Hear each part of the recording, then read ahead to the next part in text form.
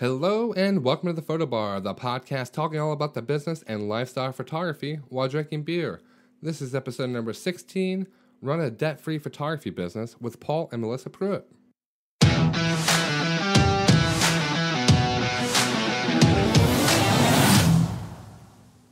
Hey guys, what's up? My name is Matt Drone, and my goal, as always, is to help you become a better person, a better photographer, and a better entrepreneur. Today, I am super excited to have some friends stopping by the bar for a drink who you probably already know, and that is Paul and Melissa Pruitt from Photographer Entrepreneurs Association. We are going to be taking a dive into a topic that I am super passionate about and that I feel is not talked a lot about, or at least enough, especially in the photography world, and that is living our personal lives and running our businesses debt-free. Paul and Melissa are going to be arriving soon, so I don't want to waste a whole lot of time with the intro, but definitely stay tuned because I feel they're going to have a lot of really great information you'll be able to take away, but also they're going to be giving the Photo Bar listeners some special offers. So let's go ahead and open the bar.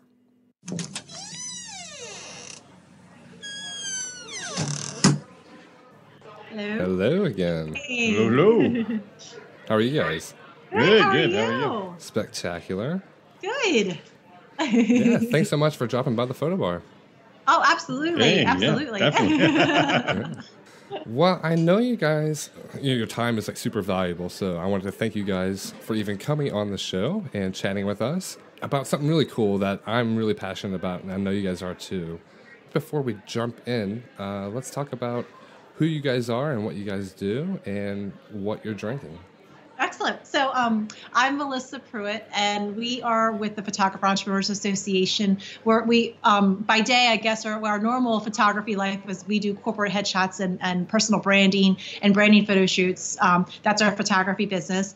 And then with Photographer Entrepreneurs Association, we're dedicated to really helping educate photographers grow their business. Our motto is we want to teach you how to shoot better and sell more. So that's who we are and what we do. And I am drinking a Cabernet today. It's Cache Creek. I had to look there for a second. It's a 2007. I'm not much of a beer drinker, so I did a little bit. Like I drank a little bit of beer in college, but I've always been more of a wine girl, and I don't know a lot about wine. We go to a lot of wineries, and we've been learning along the way. But it's good. It's got like a cherry taste to it, and I read it on the bottle, like they aged it in oak, so it always gives it kind of like that woodsy oaky taste to it. So yeah.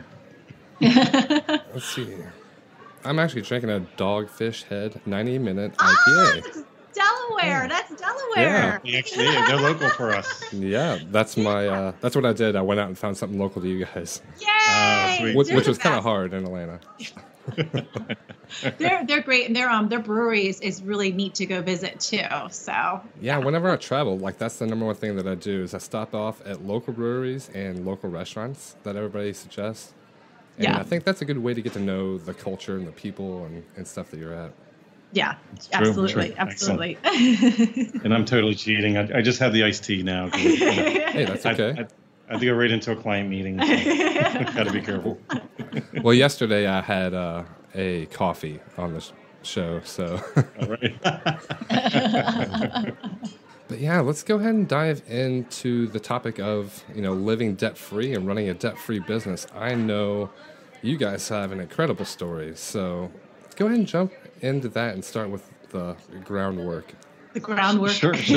Well, I tell you what. I think as adults we learn things through experience, no matter what people tell us originally. And many years ago, I did photography on the side and actually had a very large real estate company that I owned. And I can't say that was debt free because we're highly leveraged when you have a big company and multiple offices. You're leasing and leveraging, and you have a lot of expenses out there. And as much as the gurus tell you not to personally sign for anything, the reality is most of those companies will not allow you to acquire anything. They want secured debt, so you have to sign off personally. So unfortunately, over 10 years ago, I had the real estate company that I owned while I was out traveling and teaching for Century 21 Corporation. I had family members that dipped their fingers into my company. And unfortunately, I found myself in 2008, totally upside down. About 3 million in debt instantly, having a high 700 credit score, everything perfect. While we were leveraged as a company, definitely nobody was expecting the bubble to actually burst, even though it was being warned for many years. 2008 is when it all happened for a lot of companies, but because that family member dipped into the accounts without my knowledge, it basically imploded us. So what's interesting is that I didn't have a choice in that matter. That, when you go from being on top of the world, and what I mean is like owning a company that's bringing in over $8 million in income, doing over $500 million in sales a year.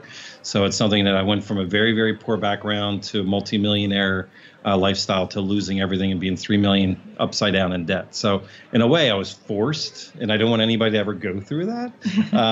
But it's interesting that I was able to climb up and recreate a multi-6-figure business in our photography business.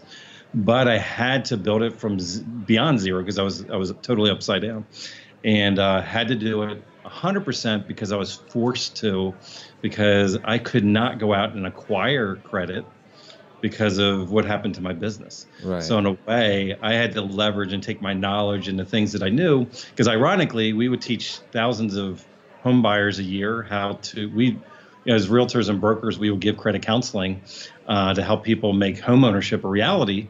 So I already had all this ingrained in me.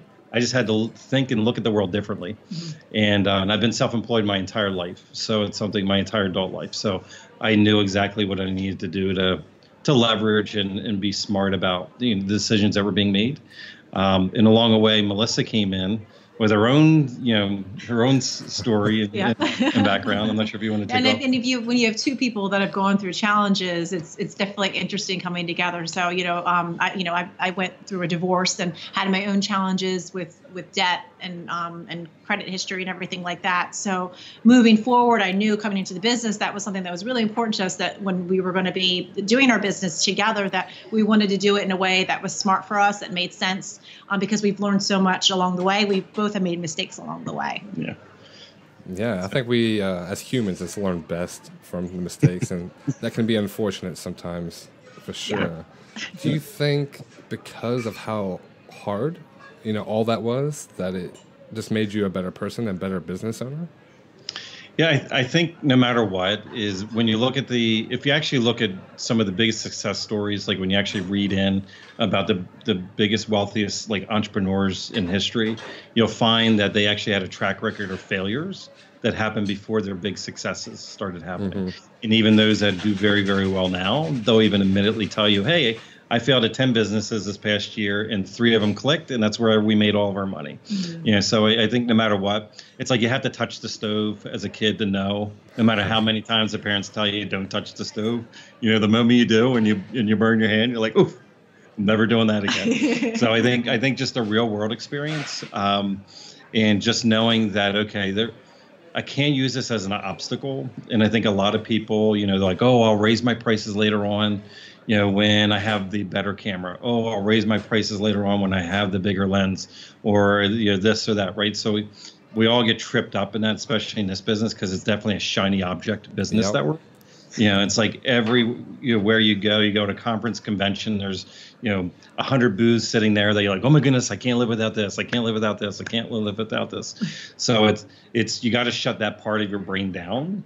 And you have to say, okay, does this serve me? Does it serve my family? Because we see a lot of people, especially the ones that we coach, it's like they do not make smart business decisions that also greatly impact their family life. Because in that moment, they're like, they get sold or they buy in this. They don't need a $2,000 light. Like right now, they need a client. Yep. If they just took $2,000, that was the only thing in their bank account to buy that light, thinking that the sales rep that just sold it to them had honestly their best interest at heart. I mean, I hate to say it, but it's like they didn't know their situation, and they would have guided them. Like, how could they have better spent and invested the $2,000 that would have brought them back $10,000 or $20,000 or $30,000? Right. And then when you have that $30,000 in the bank, you go and buy your $2,000 light. That's the key. I think we all kind of go through that cycle. I think I've talked about this before too. Where it's like when we get started, it's the marketing, it's the businesses that keep coming after us, and we need a better camera, we need a better lens, we need this, we need that. When in reality, we just need to focus on the craft and the marketing business aspects, but nobody likes the business for the most part, except for people like us. So we're the nerds, I guess. But it's Exactly. at the end of the day, it's really like, I mean, I found this to where like literally 80-90% of everything I do is this marketing and advertising and business related stuff versus shooting and the fun stuff, you know? Yeah. I think that's a natural course that everybody takes. You go the path of least resistance, which in our business, it's definitely, you know, the shiny object side is the, you know, you want to see photos and and these days we have social media. So it's very dangerous because especially somebody that's brand new, they don't know what they don't know yet. So they start posting things online. They get 50 likes on it, a lot of comments. They're getting excited. You know, it's kind of like self-validating, and they get caught up in that. So then they're in forums and groups. They're seeing other people. Their work looks a little bit better. And they're like, oh my goodness, this person said they had this light or this camera. I must have that light or that camera in order to get that photo. And it's like, really, it was really they outsourced the retouching. And that if you saw the original image, you most likely could get that image in your camera with the lighting that you currently own. And it's interesting, like through the years, I used to teach a lighting workshop, a full day workshop many years ago. And people would be amazed because, you know, when I didn't have anything, you know, financially, you had to get creative. And so many things you could buy at Home Depot that, you're not going to impress your big corporate client with. But when you're just starting out, like you can get incredible light from things that cost $20 and $30 and pull off something that's really high end. Like I had stuff that was in magazines and on billboards, and it was like, if anybody knew, like that was, you know, like a $30 light source, you know, it's like they would just get it all tripped up. Or back in the day when I was reinventing myself, I had a Canon 10D 10 years ago, and everybody else already had the newer stuff. And my camera's 3 years old at that point. And people were like, what? That's what you shoot? Because I'm teaching workshops, and like, what? That's what you shoot? And I'm like, yeah. And I get stuff in magazines, you know, it's like, they don't judge me. Like I get the work that they want, you know, I still can get to the same result. But I think a lot of us use the gear, the equipment, the preset, like whatever it is, we use that as a stumbling block, thinking like that's going to be our magic answer. Yep. And all of a sudden we're going to be profitable if we had that plugin or if we had that software or so. No, I fully agree. Like when I first started, a couple of years, I was doing the same thing. I was at Home Depot using all this kind of stuff. It didn't look pretty, but I made it work. And a lot of times, like I was shooting for a number of magazines, and they were blown away at how I was able to take basically trash and turn it into like these cool looking photos. That's awesome. Yeah. You guys kind of already touched on this, so I'm going to go ahead and ask it real quick. But working with other photographers, I've kind of found that a lot of people, they want to move to full-time, or they're full-time now, but they're struggling a lot.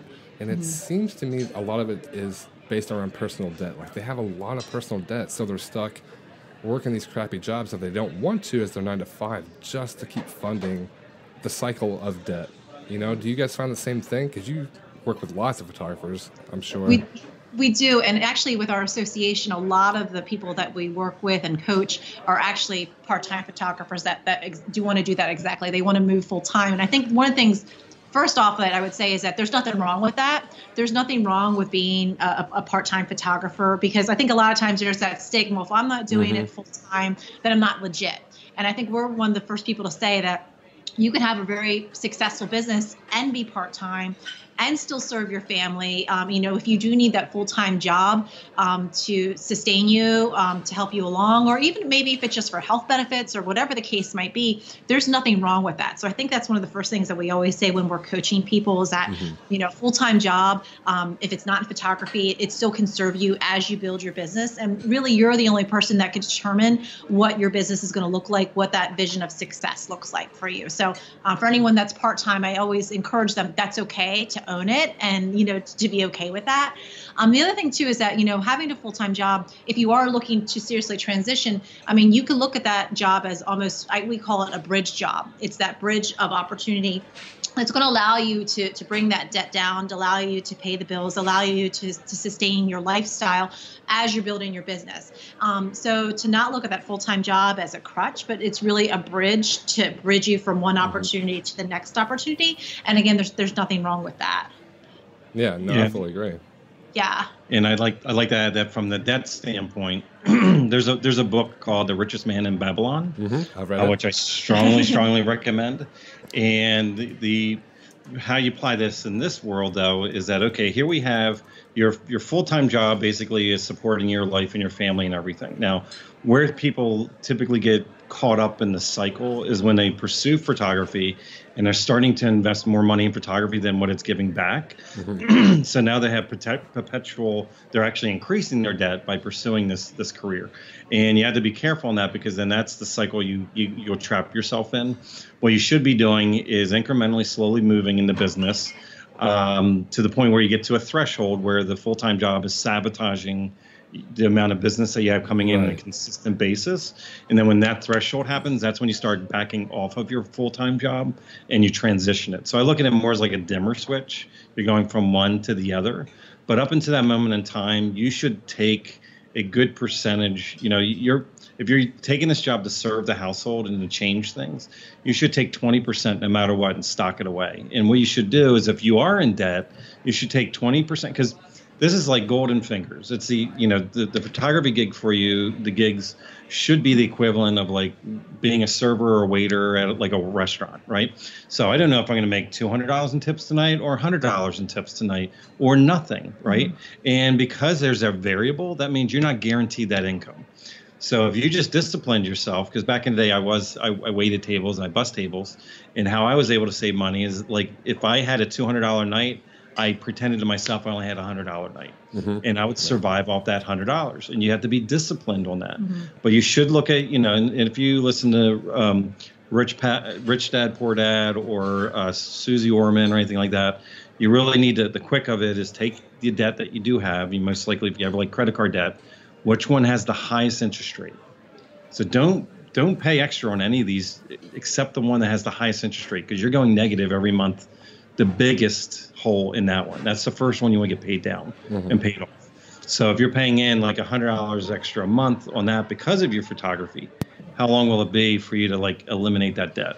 And then go to the next one and go to the next one. Now, the key is, as you eliminate that, don't take that available credit and go buy the next camera. That's the trick, is that you need to stay still. Start charging more in the photography as you feel confident and better and you can get it. And then when you are charging more, because for us, when we did do weddings, what people didn't understand is, like, the $1,000 wedding photographer, they would have to go out and photograph like 5-6 weddings, right? And they would have that 5,000 or 6,000, but they're giving, it has a lot of time involved and everything. We shoot one wedding because we position ourselves correctly. We get $6,000 up front at the average wedding. We can go out and buy a camera with one wedding. Like, just like that, we have new gear, right? But that other person that has a lower price point can never get ahead, because over that time period of those, like if they're doing $1,000 a wedding, over those 6 weddings, a muffler is going to fall off the car, brakes are going to need to be changed, baby needs formula, like real life is going to happen, and you're always going to pull from that money. You're never going to get ahead enough. Yeah. So, so it's just something that you have to look at it like, can you make more money per client that allow you to invest properly in your business, and also eliminate that debt. Yeah, especially if you're working another 9-to-5 job, that time is even less. Yes. Right? Yeah. It's funny. I think it's a real hard mindset to kind of get into. I don't know how it is for other countries, but I know in the U.S., it's always about the Joneses, and we're always chasing bigger, better TVs, and we're leasing cars for $500-600 a month, which is, I don't get it. But I guess I'm the weirdo part of the group in the U.S. So I think it's really hard to kind of see the bigger picture and get into that mindset, because it's, when you're trying to go to a full-time photographer or, pay off debt and stuff, it's hard to see that bigger picture on how good that's going to feel on the other side, how much risk you don't have any longer, and what you're able to do without all that risk and all that debt. Because it's not something as fun as buying a new TV or a car or clothes or stuff like that. Yeah, and a good standing rule, I mean, at least that Paul and I have in our household, is that if we can't pay for it in cash, like we can't get it. We don't get it. That's the way I do too. It's just right. One of those things. It's just we don't rely on that credit. It's whatever we have in the household, that's going to go towards vacations or the car or whatever the case might be. So nope. So same here. And what's interesting when you do that. It puts a little bit more fire under you to go out and earn more. Yeah. If you do want that item. Mm-hmm. So instead of going in debt, getting that item and having like a double whammy. So again, like in our business, let's say instead of the TV, let's say it is a new camera. So yeah, if we had a credit card that we want to just throw it down, it's low risk. Okay, we're going to pay X amount of dollars for the next 30 years on it, and we're going to pay 5 times the amount that we originally bought the camera, and it'll be long gone at that point, and we'll be in debt for it for life for something that just lasts 2 or 3 years. But at the same time, it's like, okay, then now I have no pressure, like, because it's only like $100 a month I have to pay on this thing, right? So it's not like I need to get off my butt and go do something for my family because there's no positive pressure to push me out there. But instead, if I reverse this and say, you know what, I know it's the new camera, it's all the hype around it, everybody's going out being the early adopter and bragging and posting that they have it. Who am I shooting for? My family or for them? Yeah. So because the excitement of a new object in your life normally dissipates within a week or two, and then it's just commonplace. You know what I mean? It's like, oh, it just blends in with everything else. I used to own a Hummer. I had a Prowler. Like I used to have all cool, fun cars, and when I had them, it was cool and everything. And then like for the first week, and then at the end of the day, it was like getting me to point A to point B because I got used to it. I took it for granted. You start not paying attention to it. Everybody else notices it, but you don't. And it's like, well, is this serving me? Is it serving other people? So if you could step back and go, wow, okay, let me earn the money. It might take me 2 months now, but let me go ahead and put certain things. What can I do? What kind of promotion can I do? What kind of incentive? Like, what can I do to drum in enough business, like $5,000 to be able to buy that great new camera, high-end camera? So now, at least at the end of 2 months, when I buy it, I feel like I accomplished something. I feel positive about myself. Like it feeds you in so many different ways. But at the same time, now you have an item that if you did trip up 6 months from now, you could sell that thing and get several $1,000s for it. You know what I mean? Like if you need it, if you found yourself in a jam, now you have equity in something. It might not be like a car. It might not have the full value once you start clicking on it. Yep. But it's something now. Now you have something tangible value instead of being debt. You actually own it, and there's a huge, huge mental difference because you don't feel weighted. That's the one thing with all the debt. You really feel stressed out and weighted a lot, because we live through that in our other lives. And you feel the responsibility and the weight of the debt. And when you eliminate it, it allows you more freedom to go out and make better, smarter business decisions. You're not going to take on any client because you don't have to. You make better decisions. You can breathe. I mean, that's just the biggest thing. So I get asked that question a lot. Like people always ask me, like, how do I shoot just 15 weddings or just 20 weddings a year? I've chosen to do that because I have a 4-year-old son now, and my wife, and our time to us is more valuable than money. But obviously we need money to survive and to retire and stuff like that. And I always get asked that question a lot. And I always tell them it's because I don't have the debt and the stress to deal with. Like I don't have bills like most of people do. So like when I go to the mailbox, I really don't care what's in there because it's not a bill. Other than, basic living stuff like heat and air and that sort of thing. But yeah, I don't have credit card bills and car leases or anything else. So I don't have that risk and that stress and that pressure, which, sadly affects a lot of people's relationships and marriages and just all kinds of stuff and businesses. And it's scary. Yeah, I'd rather have done like, let's say $30,000 in income with no debt than have to bust my butt off like crazy and get that 6 figures everybody always goes for.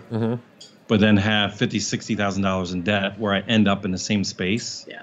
Yep. You know what I mean? And had all the stress and all the anxieties and all the things that happen. Like so many people focus on gross income, and really what you have to look at is what is your net? Like after all your expenses, all the things, because some people out there are spending stupid amount of money in advertising. They might be doing crazy amount of bridal shows and full page ads and all this thing. And they might be getting those 30, 40, 50 weddings a year, but they might end up at the same net that you are doing the 15. Exactly. No, that's it. Yeah. So it doesn't make sense. So it's just something that so many people focus again on that gross number. And I mean, we've been there. We did over 50 weddings a year. We had 9 photographers working for us in the second brand. Like, we were screaming, we were doing it, but we went through the same thing. We got married last year and it was like, you know what? We are over, like, we make a lot of money in different spaces. And it's like, instead of the hustle and grind phase, like the whole Gary Vee movement, we're kind of more grace and ease. Like, where can we go where things don't feel heavy? We want to eliminate stress so we can go and travel the world and have fun and enjoy, because that's what life's about. Yep. Is everything we're doing outside of work hours. Yeah. I mean, life is short. We never know how long we got left. So might as well enjoy it the way we want to, but we have to obviously be responsible about it and fund our retirement accounts and whatnot. But yeah, you can definitely do it, especially as an entrepreneur. I mean, that's like the dream, right? Absolutely. Right, exactly. So let me ask you, like, living a debt-free life and running a debt-free business it's a lifestyle choice that I don't think a lot of people want, or I think they want it, but they don't want to make the commitment to it. So did you guys, like, what made you decide that? Was it just your backstories that you just decided, hey, no more debt, we're just going to go into this and make it without that? I mean, I definitely think that was a factor that played into it for sure, because, like, thinking back now, like where we are now to where we were before, like I don't ever want to go through that again. Nope. So that's like such a pain point. And I think for us, it was that decision that, again, we want to live our life and not have to have those heavy feelings, because I know for me, like, experiencing those heavy feelings the day to day, you're in the red all the time. And just having that worry and stress all the time, I didn't want to feel that way anymore. So it definitely was like a decision that we made that, okay, moving forward, what can we do to adapt this lifestyle so that we can have more of that freedom? Because, I mean, again, it's living debt free. It gives you that freedom to do the things that you want to do and not have those heavy feelings. Yeah, absolutely. Yeah, I'm kind of the same way. Like, I've never been in the situations that you guys have, but I grew up just really poor in general, and I've seen what that was to my parents, like the stress that they dealt with and the struggle. And I knew at a very early age that I did not want to do that. So I don't know. I just got into that mindset and got really interested in, like, finance and, like, living debt free, like when I was like 12. So it's like, I've always just kind of lived that way. And then when I met my wife, she came with some student loans and stuff, and I had to help her kind of, like, realize why we don't need to do certain things. And it took a while, but once she got it, and now that she lives it, she's like, yeah, I'm never going back. Like, there's just no way. Yeah. There's a lot of freedom in it, and but again, we're in a disposable society right now, where, again, we look at it like all of our parents and grandparents before us. They had a home telephone for probably like 30, 40 years. It wasn't a status symbol. It wasn't like you're in or you're out type thing. People weren't judging you. Their cars, they would keep forever until they would run them into the mud. It's like we've allowed major billion-dollar companies to tell us what is important and what is not. And we're afraid of external. And the moment that you actually start doing things to serve yourself and your own family, then that dynamic will instantly change, because you'll stop doing things to impress third parties that really don't care, and you'll start doing things for yourself and your family. And those decisions are dramatically different, because just to have, like, the greatest and latest iPhone to be able to brag to everybody online, again, you get that 10-minute satisfaction. That's 3 Facebook posts you did today and this week, and then next month everybody's gonna say, I don't care, you have that phone. It just doesn't matter, right? So, like, is it really worth, like, does your current phone work? Does it do what it needs to do? Are you happy with it? Do you constantly need to be chasing the technology? Because will that money in your family, would that money be better served somewhere else? And it's not a shiny object to answer. Like, it's not a, wow, that's cool, answer. But to be able to say, hey, like, you don't have the student loans and you don't have the car debt, and do you have the brand new greatest latest car? Maybe not. But when you do go get a car, at least you make that financial choice and what's the worthwhile investment for yourself and your family. You're not doing it to impress the neighborhood. And that's where the big shift is. And I think also, too, is sometimes understanding, sometimes people don't even know what they want, because it's like society has this thing. It's all about the cars, the house, the white picket fence, that whole thing. And you might need to just take a step back and really evaluate what is it that you really want. I mean, I know for Paul and I, one of our biggest decisions is we were living in the big house, the house that, the dream house. And we looked at each other one day and we're like, is this really what we want? And we're like, after talking about it, no, that's not really what we wanted. We made the decision that we really wanted to have the ability to travel and be a little bit more mobile. So we moved out of that huge house into more of an apartment home, much smaller space. But I'll tell you what, we're so much happier now because we had that conversation, because we really sat down and figured out what it is that we wanted. And I think that's a lot of times people fail to do that. They just kind of go with the flow, go with the status quo, go with what society says. And sometimes you need to take that step back and really reevaluate. Yep, I fully agree. I'm definitely an early tech adopter. Like, I love technology and all the cool stuff it does, but it's normally I've bought the iPhone, for instance, like as soon as it comes out, like I'm buying it, but we've always paid in cash. We saved up the money. We don't get locked into those contracts and that sort of thing. But for the last couple, we haven't upgraded at all. We just decided, especially now that like a new phone is like $1,400 or whatever. It's just so ridiculous. Yeah. Yeah, we haven't upgraded for a while.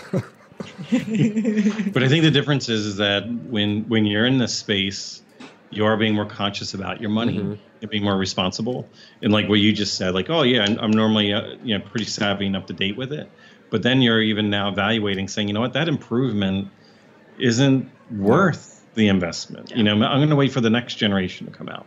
And I have to say that we just had the conversation last night because Melissa was having a moment. She's like, I want the new iPhone. Yeah, my wife just did that. Yeah. She wants it for just the camera part. Yep. And but again, if we make that decision, that means we're just going to buy it. We're not going to put ourselves in debt with it. Absolutely. Yep. So it's not like we already have an existing phone, and the decision we made, we're paying off the old phone plus putting ourselves in more debt with the new one. It's like it's a decision that's made that's like, okay, we put this many hours in, or this much of our life or our time. This is the trade-off of value, that we're giving it. And it's just something. It's coming back and just being more responsible, which I know isn't as fun sounding. But I tell you what, when you look at it like that, the house move that we talked about, that was part of a full circle of me losing everything years ago and saying I'm going to climb back up to the top. And you know what? We did. We cycled right back up. We're in that almost 5,000 square foot house again, and we're living life. And it's like, okay, we got this big hollow home, and she's on the other side, and I feel disconnected. Like we're, hey, where's it going? It was nice and cool, and we invited, like nobody ever came over. It was like, why do we have this thing? This is stupid, And it just got to the point. But ironically, like part of our goals, like just within the past week, we were in Florida, Destin, Florida. We were in Las Vegas this past week. Next week, we'll go to Orlando. We go to Orlando for the week. And a couple weeks after that, we'll be going to St. Louis. And after that, a few weeks after that, we'll be going to Wisconsin. Like, we're traveling. Like, we're doing what we want to do, And we're doing that. We're self-financing it in a way. Like, it's our money, it's our investment, it's our time. And here we are traveling and doing the things that we wanted to do because we can. We're not. None of that's going on a credit card. Yeah, and that's awesome. That's amazing. I find a lot of people have no clue how to do a budget, and I don't. It just seems weird to me that people don't know how to do a budget. And I guess thinking back, like I wasn't taught how to do that in high school. Like I kind of figured it out on my own. Do you guys do budgets, and how important do you think they are, like personally and in a business way? I think it is one of those things that no one really teaches you. I know in our household, we were never taught to do a budget. I don't know about you, but I was not in that realm. Yeah. I was forced to learn because, again, we were helping thousands of people buy a home years ago. So it's like we had to teach them how to do it. So I had to learn from many sources, because most people come up, they're like, oh, okay, I want to buy. And it's like, ooh, they're not financially prepared. Like they don't have enough money saved. They don't have their debt under control. They don't have the right income or their job. There's just so many things. Hey, come, let's work on this and come back 2 years. And when you do all these things, boom, you'll be able to do it. So it's something that in our lives, actually, it was the other night, I went through and was like, okay, because we run our photography business. And then we also have our Photographer Entrepreneur Association business. And then we have our personal. So we have 3 categories, and each of them have their own debt, their own expenses that happen. And you have fixed and variable debt.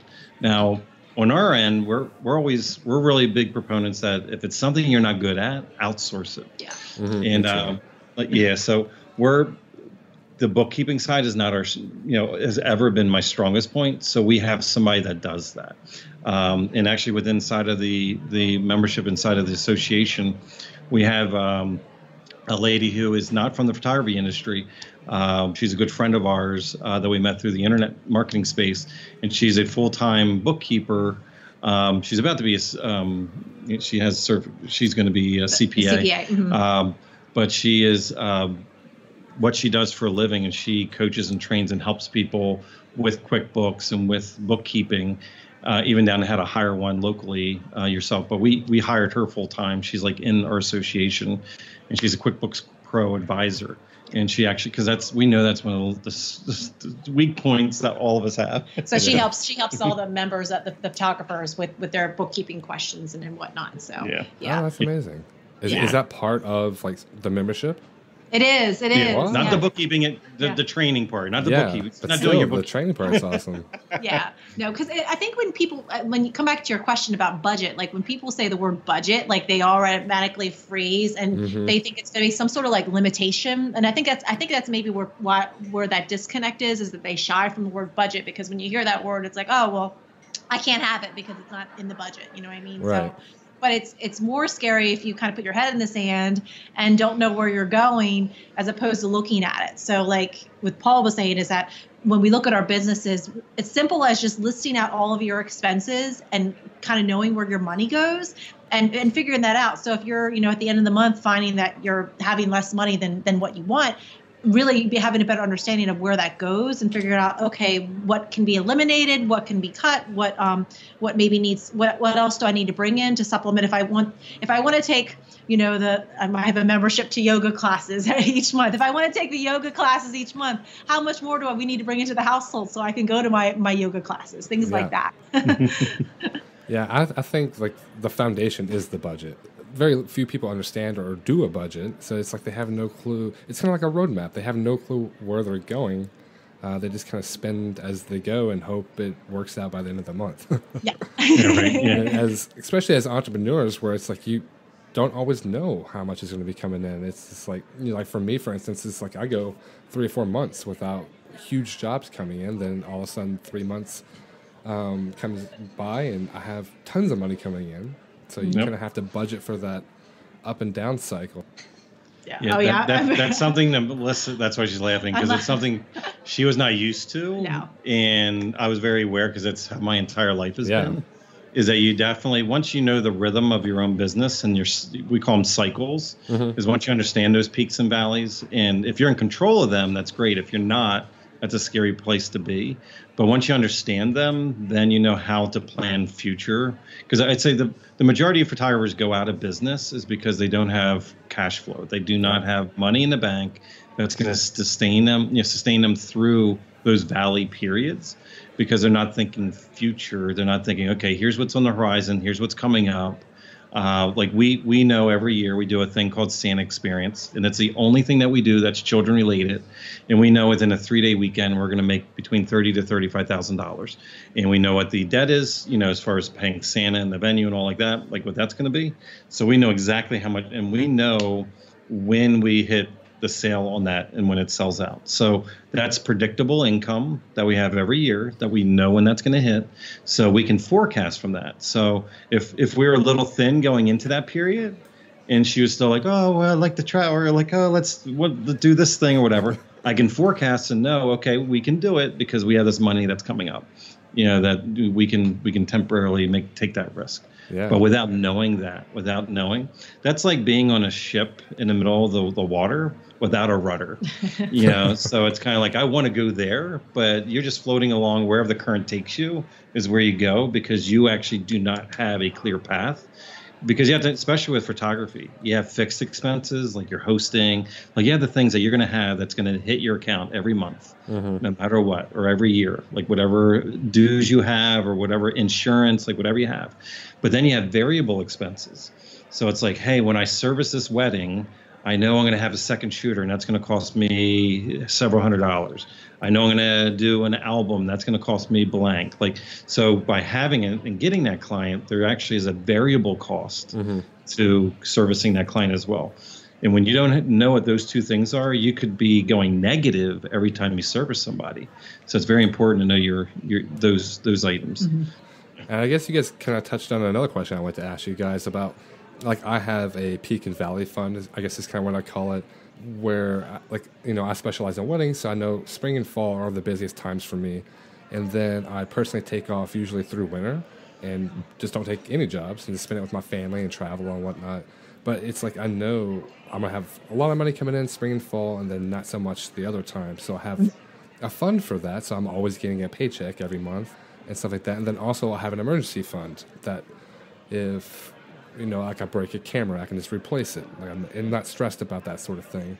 I have both of those kind of for my personal and my business. Do you guys do the same thing?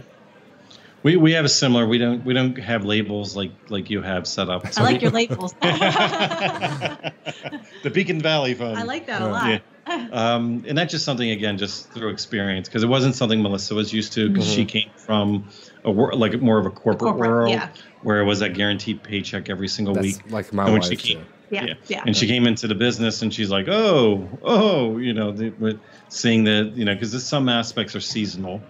Especially same thing when we were doing mostly weddings at the time, and we do a lot of corporate work, and that's year round for us. So that's a constant hum for us all year, and that's one of the things that we like the best about it. But in general, like business rule of thumb, and I know a lot of people when they're small business owners, they're working on very thin margins typically. Ideally, you want to get up to 6 months worth of reserves. You know, what is your working expenses that keeps your business running, and whatever it is, the most ideal is 6 months. You'll see a mix between 6 months and some people saying I have at least 3 months. I think it all depends on what type of business part you're doing. So for instance, like weddings, you know, like a big chunk of people come in and sign agreements and contracts during a certain period of year, and then it goes flat after that. And it all depends on how you're collecting money. If you're collecting money slowly from people, then it is like having monthly payments. Then you might look at it differently than if you're somebody that requires a large amount up front, then a second large amount. Like all your money's coming in a small period of time. So it all depends on how that money's cycling in to know like how much do you need to hold yourself, because you don't want to be in a crisis mode, because then you'll start making decisions that are not. Very bad. So you'll take on clients you shouldn't. You'll price yourself where you shouldn't. You'll be in desperation. You'll react differently. This decision making will be incredibly different. So to put yourself in that safe zone, we have similar, but we don't have labels for it.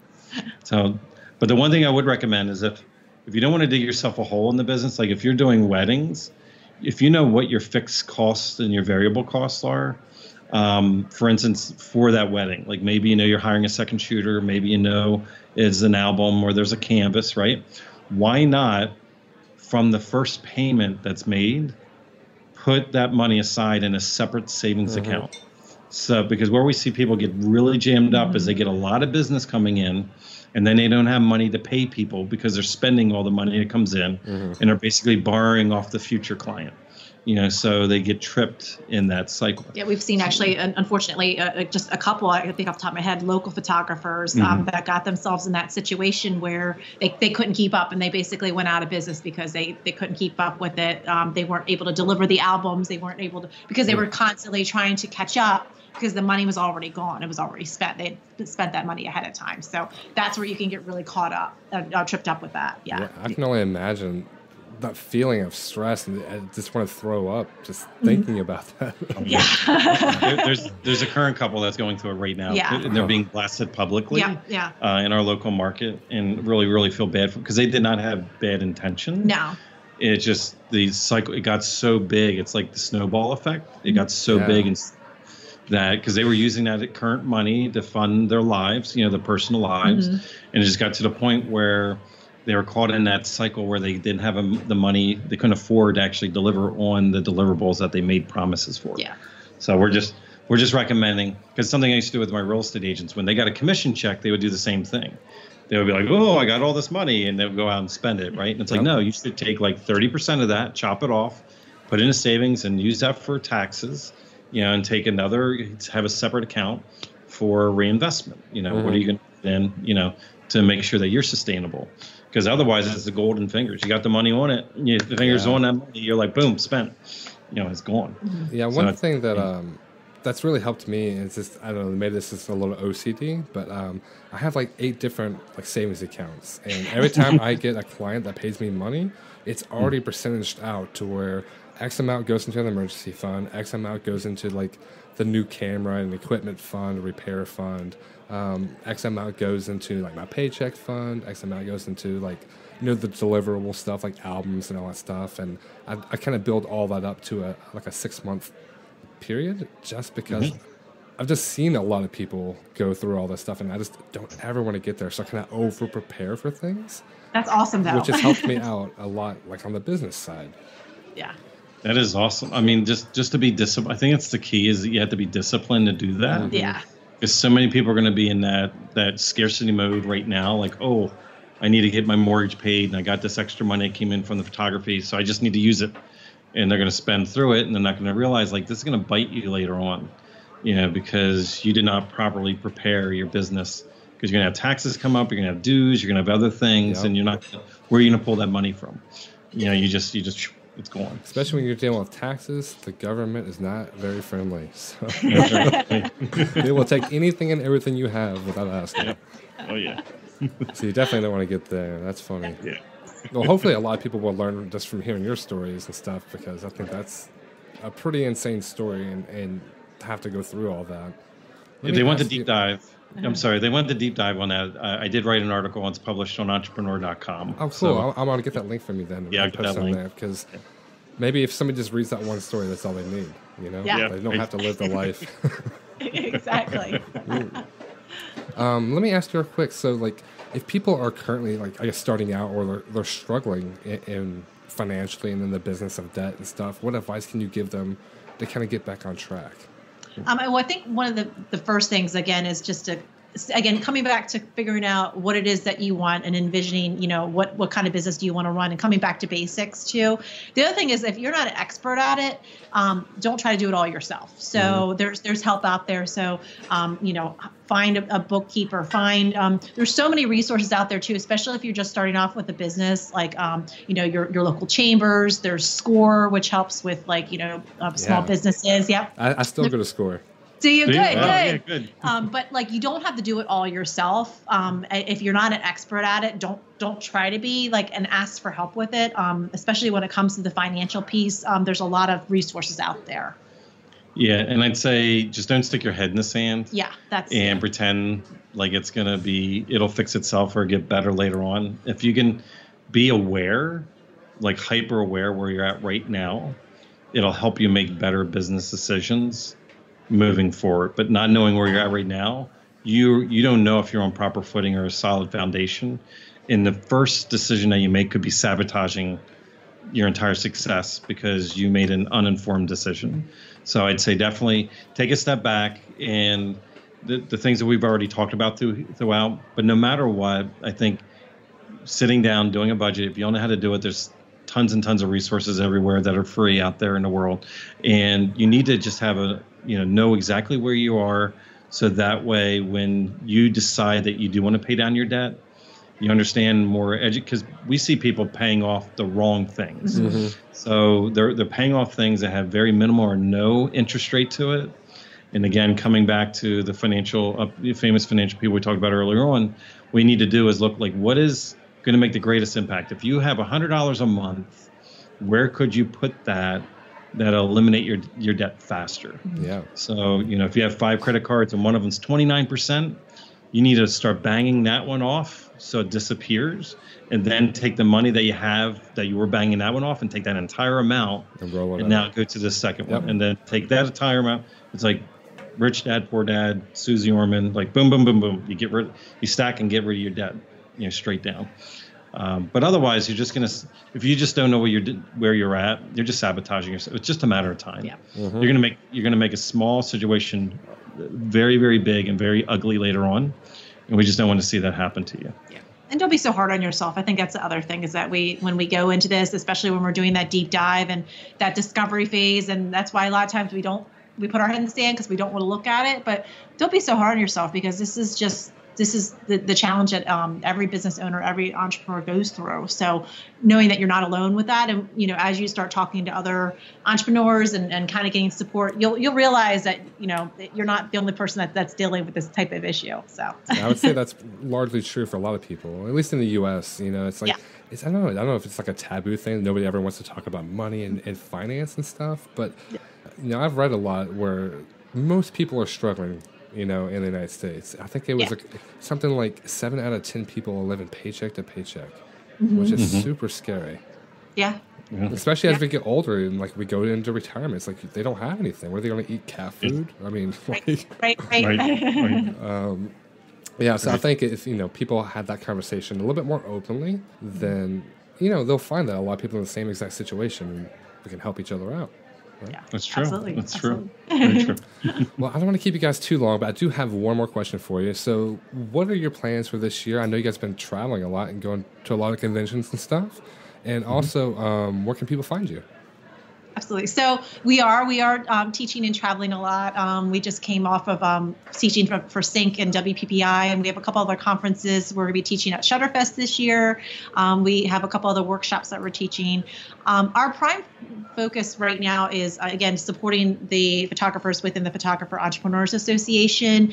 Again, we talk to them about how they can shoot better, how they can sell more. It's a great resource. With, like we talked about earlier, the bookkeeper as an example is one of the resources that we provide for our photographers in there. Marketing templates, email templates, website hosting. It's really designed just to help a photographer, whether you're just getting started or if you've been in business for a while and you're feeling a little bit stuck, just to get the movement going, the momentum going, and then also having that supportive community. So that's at photographerentrepreneur.com. And then we also run a Facebook group as well, which is the second largest in-person sales group. It's called In-Person Sales and Marketing for Photographers. And that's where we have conversations about in-person sales and improving your sales strategies. And we have a weekly show on there once a week called Talk Talks, where we interview photographers. And we had a special interview with you, so hopefully we'll be airing that too soon. But it's awesome place for people to connect there too. So that's kind of what we're up to. We're doing a lot of traveling, which is fun. I think that's one of the most fun things that Paul and I love. Yep. Yeah. And I'll keep it there. I'm looking forward to it. Hopefully one day I can get on that circuit with you guys and see you guys at all the conventions and stuff. Yes. And it'd be a ton of fun. Yeah, like I'm in the group. I'm not in the association, but from what I've seen, that you guys have an amazing setup with that association. I mean, I just saw the other day, I think you guys do backups and stuff for people and like just everything. Cloud backup service, website hosting, marketing templates, email templates. So those are all the kind of those tangible things. And then we also do like a weekly training. So each week it's different. This week we're actually talking to a time management expert. Like we've had people talk about blogging before. Paul and I will come on there and give lots of support and answer questions for people that just have questions with day-to-day stuff. Some of the stuff that like we even talked about today, it's conversation. We have our bookkeeper that's part of the support team, and we have a mindset coach to help kind of get people's minds in check. Jeez. So it's a lot of fun. But like, again, it was one of the decisions that Paul and I made moving forward with the education piece. Like we really wanted to take it to another level because we see so many people struggling and having challenges, and it was our way that we really wanted to give back to the community. And if we're going to give back, we're going to go like 110% all out. Yeah. Yeah, that's like 1,000%. I mean, it seems like you guys really connect every piece that people might deal with. Yeah. Right. And that was the thing, is looking at where everybody was struggling and they had to go to 15 different places to get it. Yeah. Nobody had one complete solution in one space. So, because it's like having a linked, chain, but then you have like certain links taken out because you have to get this piece over here and another piece over here, but none of it ever really joined. So there's all these gaps everywhere. Yeah. So really what we did is looked at the entire cycle and just said, okay, to be successful, we need to fill in those voids and those gaps because people are struggling when they have a disconnection on one or two pieces that they're getting from one third party and then they're coming somewhere else to get the other three, they don't necessarily connect perfectly.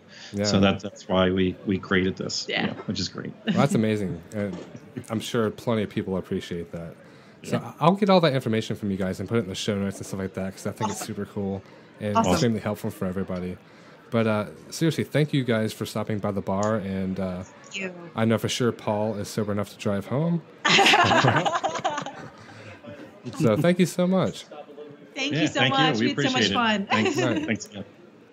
So there it is, guys. I told you Paul and Melissa would be filled with tons of great info, and hopefully you were at least able to take one thing away from that conversation and use it to help improve your life and your business. They were also nice enough to give the listeners, which is you guys, 100% free 30-day access to Photographer Entrepreneurs Association. That way you can kind of go over there, check things out, snoop around, and see what they have to offer.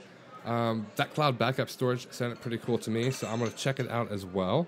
But all you have to do is check out their website at photographerentrepreneur.com/photobar. Then you have to use the coupon code PHOTOBAR, all caps. And it's kind of important, it has to be all caps. But don't worry if you can't remember like all the links and everything. I will have links to Paul's story, the association, and all the other show notes and stuff, so you'll be able to find everything there. Other than that, what did you guys think of this episode? Is debt-free living and running your business debt-free something that you're currently doing or that you guys want to do? I'd love to hear from you and find out what your thoughts are on the topic, and if there's anything that I can do to help, I'd love to hear that too. And if you haven't already, you can come join the Photobar podcast on Facebook, and we're there at facebook.com/groups/Photobar podcast. Or you can just type in Photobar podcast, in the search field or whatever, and it should pop up in there. And of course, if you haven't already subscribed, go ahead and do that now. That way you can get more episodes as they come out. And if you could, share it with your friends, because you never know, maybe they're going to like it too, and then you guys can listen together. And lastly, you can help us grow the community by leaving a 5-star review on iTunes, Google Play Store, Stitcher, or wherever you listen to free podcasts at. Of course, if you think the podcast just sucks, you think I suck, whatever, you can leave a 1-star review over there. I honestly will probably like you better if you left a 5-star review, but we'll see. And I think we'll wrap it up right there. So have fun, be safe, and I'll talk to you guys next time.